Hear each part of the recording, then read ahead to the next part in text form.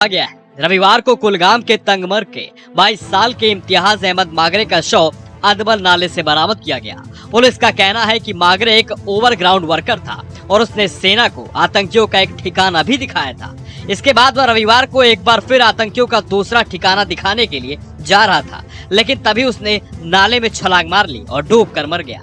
दरअसल इम्तियाज अहमद मागरे को 3 मई को पकड़ा गया था और जांच में सामने आया था कि वह आतंकियों का ओवरग्राउंड वर्कर है और लंबे वक्त से आतंकियों की मदद कर रहा है। सुरक्षा एजेंसियों का मानना है कि इन कारणों से वो कूदा होगा। पहला कारण, सुरक्षा बलों से बचकर भागा, कहीं वो ज्यादा सख्त पूछताछ न करे।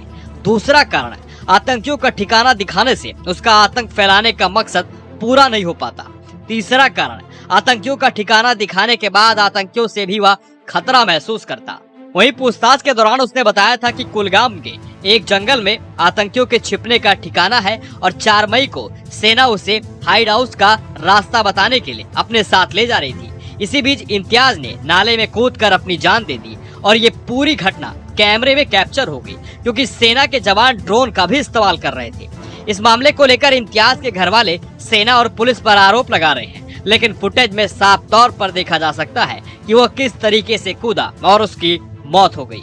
इस तरह के ओवरग्राउंड वर्कर्स आतंकियों की कई स्तर पर मदद करते हैं।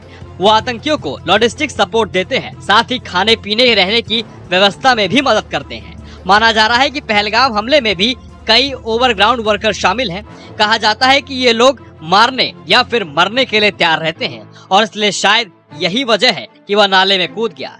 इस मामले को लेकर राजनीतिक माहौल काफी गर्म हो गया है, क्योंकि विपक्ष पक्ष सेना और पुलिस पर सवाल खड़े कर रहे हैं। लेकिन सेना और पुलिस ने वीडियो फुटेज जारी किया है जिसमें वह खुद नाले में कूदता हुआ नजर आ रहा है। केवल इम्तियाज ही नहीं बल्कि 100 से ज्यादा ओवरग्राउंड वर्कर फिलहाल पुलिस कस्टडी में हैं, जिनसे पूछताछ की जा रही है और कुछ लोगों को गिरफ्तार भी किया गया है।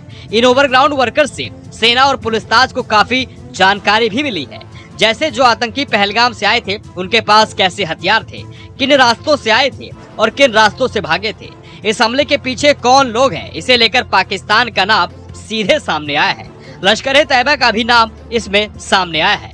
पहलगाम में एनआईए की टीम लगातार काम कर रही है। इस घटना का एक ड्रोन फुटेज भी जारी किया गया है, लेकिन पीडीपी अध्यक्ष महबूबा मुफ्ती ने मामले को बांदीपुर और कुपवाड़ा में हुई 2 संदिग्ध मृत्यु के साथ जोड़ते हुए न्यायिक जांच की मांग उठा दी है। वहीं अमर अब्दुल्ला सरकार में स्वास्थ्य मंत्री ने मृतक के घर जाकर मामले की पूरी जांच का भरोसा परिवार को दिया है। मागरे उसी गांव में रहता था जहां पहलगाम हमले के एक दिन बाद सुरक्षा बल और आतंकियों के बीच गोलीबारी भी हुई।